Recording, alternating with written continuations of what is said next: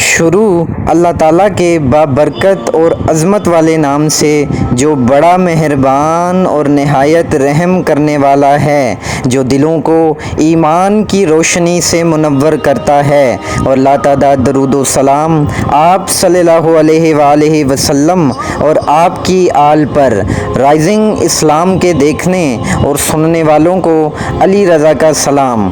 کیسے ہیں دوستو؟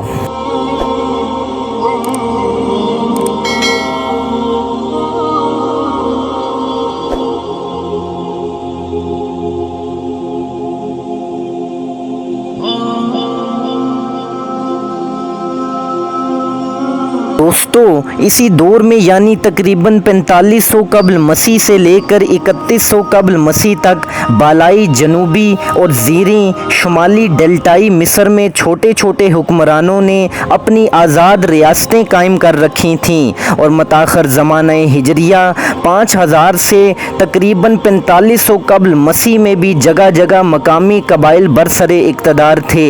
مصر میں قدیم زمانہ ہجریہ کوئی 10,000 سال قبل مسیح یعنی اب سے 12,000 سال پہلے ختم ہوا تھا۔ تقریباً 3100 قبل مسیح سے لے کر 2686 قبل مسیح تک یہ دور عہد فراعنہ کے پہلے اور دوسرے خاندان پر مشتمل تھا۔ تقریباً 2181 قبل مسیح سے لے کر 2686 قبل مسیح تک اس دور میں تیسرا، چوتھا، پانچواں اور چھٹا خاندان شامل تھا۔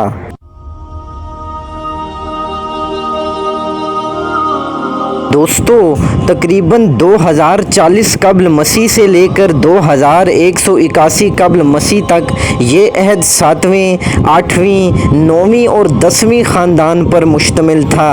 تقریباً 1786 قبل مسیح سے لے کر 2133 قبل مسیح تک وسطی بادشاہت کا دور 11ویں اور 12ویں خاندان پر محیط تھا، اور بعض محققین 13واں خاندان بھی اس دور میں شامل کرتے ہیں۔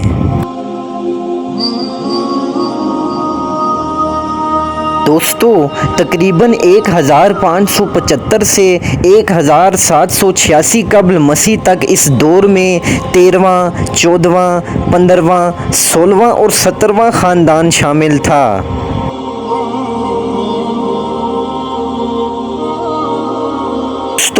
تقریباً 1087 قبل مسیح سے لے کر 1575 قبل مسیح تک جدید شہنشاہیت یا دور شہنشاہیت 18ویں، 19ویں اور 20ویں خاندان پر مبنی تھا۔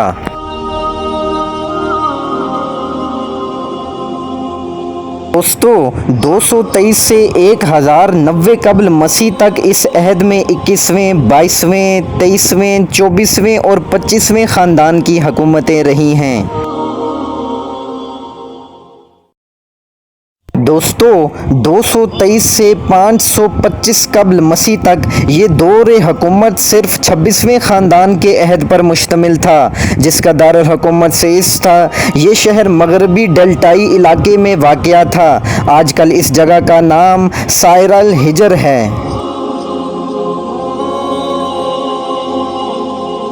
دوستو، 333 قبل مسیح سے 525 قبل مسیح تک 27ویں، 28ویں، 29ویں اور 30ویں خاندان کا عہد ایرانی بالادستی کا زمانہ تھا۔ اس کے بعد یونانی دور آیا، پھر رومی دور آیا، اور مصر میں اسلامی دور کا آغاز 640 قبل مسیح سے شروع ہوا۔ دوستو، قدیم بادشاہت میں تیسرے، چوتھے، پانچویں اور چھٹے خاندانوں پر مشتمل امن اور شان و شوکت کا یہ زمانہ تقریباً 5 صدیوں پر مشتمل تھا۔ مصری اس وقت ہر گوشے میں ترقی کر رہے تھے، خصوصاً آرٹ کو تو قابل رشک حد تک فروغ حاصل ہوا۔ مجسمہ سازی اس کمال کو پہنچی کہ بعد کے زمانے اس کی مثال پیش کرنے سے قاصر رہ گئے۔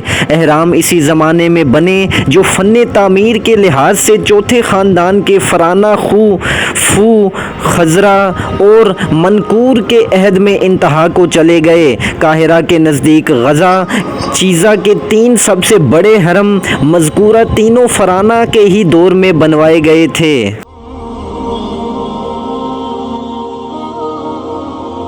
7ویں، 8ویں، 9ویں اور 10ویں شاہی خاندان کے عرصہ حکومت کے دوران مصر برسوں تک جمود اور سیاسی تنزل کی گہرائیوں میں ڈوبا رہا۔ تاہم اس پرآشوب دور کی ایک خاص بات یہ ہے کہ اس وقت اعلیٰ پائے کا ادب وافر مقدار میں تخلیق ہوا۔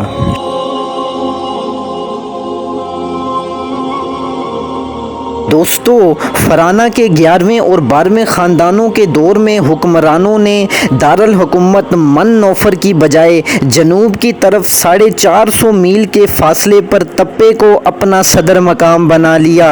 قدیم بادشاہت کے بعد کے پہلے دور انتشار یا زوال کی پیدا کردہ طوائف الملوک کی ختم کر کے ان یوتھف نامی ایک سردار نے فرعون بن کر 11ویں خاندان کی بنیاد ڈالی۔ یہ فرعون انتھف اول تھا۔ اس تابتاک دور کے بادشاہوں نے فیوم کے علاقے میں آبپاشی کے لیے بڑے بڑے بند بنوائے۔ انہی فرما رواؤں نے مصری تاریخ کے سب سے بڑے مندر کی تعمیر شروع کی۔ اس مندر کا نام مصری نام عبد اسود تھا۔ آمن دیوتا کا یہ رفیع الشان مندر آج کل کرنک کا مندر کہلاتا ہے۔ اس زمانے میں نہ صرف ادب بلکہ مصریوں نے ہر لحاظ سے خوب ترقی کی۔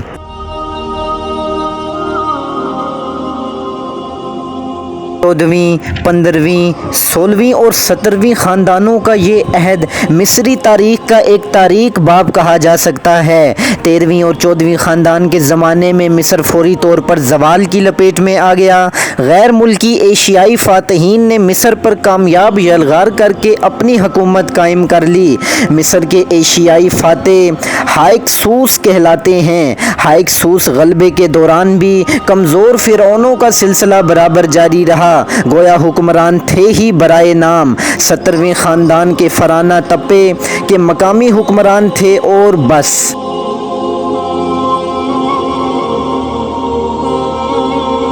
دوستو، یہ 18ویں، 19ویں اور 20ویں خاندانوں کا زمانہ تھا۔ 18ویں خاندان کے بانی احمس نے غیر ملکی حملہ آوروں ہائکسوس کو طاقت کے بل پر مصر سے نکال باہر کیا۔ اپنے 18ویں خاندان اور جدید شہنشاہیت کی بنیاد رکھی۔ مصر اس زمانے میں تقریباً ہر لحاظ سے قابل رشک حد تک عروج کو پہنچا اور مصری تاریخ کے اس شاندار ترین عہد میں ادب بھی خوب ہی پھلا پھولا۔